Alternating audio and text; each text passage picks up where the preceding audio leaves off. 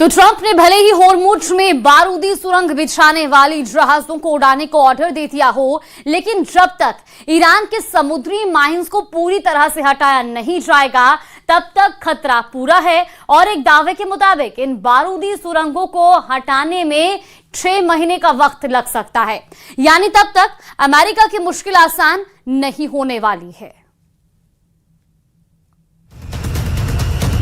ये ईरान का रिलीज किया गया वीडियो है। हॉर्मुज स्ट्रेट में दुश्मन के जहाज पर हमला है। ईरान के नकाबपोश लड़ाके तेल के जहाज पर धावा बोलकर उसे कब्जे में ले रहे हैं और ट्रंप को ये बता रहे हैं कि वॉर जोन में ईरान सुपर पावर है। ईरान ही नहीं, पेंटागन ने भी ये मान लिया कि हॉर्मुज में ईरान को हरा पाना बहुत मुश्किल है, क्योंकि ईरान की बिछाई बारूदी सुरंगों को जब तक हटाया नहीं जाता हॉर्मुज में वो घुस भी नहीं पाएंगे। ऐसा किया तो भस्म हो जाएंगे।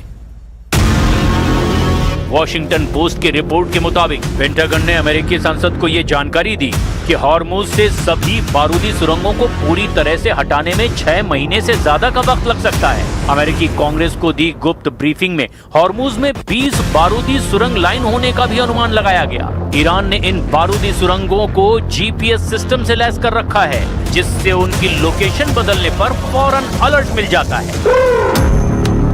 लेकिन पेंटागन ने वॉशिंगटन पोस्ट की रिपोर्ट को नकारते हुए दावा किया कि वो एक झटके में हॉर्मुज को क्लियर कर सकते हैं। पेंटागन प्रवक्ता शॉन पार्नेल ने धमकी दी कि हॉर्मुज को 6 महीने बंद रखा गया तो ईरान तबाह हो जाएगा। इसका जवाब ईरान के राष्ट्रीय सुरक्षा और विदेश समिति के चीफ ने दिया है। इब्राहिम अजीजी ने कहा कि सीज फायर बढ़ाने की कोई मांग ईरान की तरफ से की ही नहीं गई। ट्रंप ने हार टालने के लिए समझौते को आगे बढ़ाया है। ما تقاضای آتش بس نداشتیم. ما هیچ وقت دنبال آتش بس نبودیم. اتفاقا بسیاری از مردم ما در این ایام بعد از جنگ 40 روزه از آتش بس گلایه‌مند بودن. اعلام می‌کردن که ما این دشمن شکست خورده رو باید تعقیب کنیم. باید مورد برخورد جدی‌تر قرار بدیم. به هر شکل این آتش بس برقرار شد. به یک دلیل هم شاید این که ما به سری اصول اخلاقی جنگ हम میخوایم خودمون رو पायबंद کنیم। असल में युद्ध में ईरान को हुए नुकसान का जितना अनुमान अमेरिका इजराइल ने लगाया है, हकीकत उससे बिल्कुल अलग है। अमेरिकी सेंट्रल कमांड के मुताबिक अमेरिका ने ईरान के अंदर 13,000 से ज्यादा ठिकानों पर हमले किए। वहीं इजराइल ने 4,000 से ज्यादा सैन्य ठिकानों पर हमले किए। अमेरिका इजराइल ये मान चुके हैं कि उनके हमलों में ईरान की 60% मिसाइलें बर्बाद हो गई हैं। और इतना ही नहीं, ईरान के 80% मिसाइल लॉन्चर तबाह करने की गलत फहमी भी अमेरिका और इजराइल ने पाल रखी है।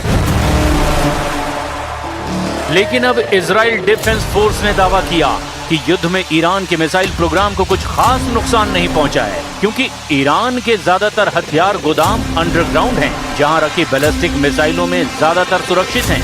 इजराइल ने युद्ध के वक्त ये आरोप लगाए कि ईरान 8,000 बैलिस्टिक मिसाइलें बनाने में जुटा हुआ है। ईरान के राष्ट्रीय सिक्योरिटी और विदेश समिति के चीफ ने माना कि फिलहाल ईरान का पूरा जोर हथियारों के गोदाम भरने में लगा हुआ है।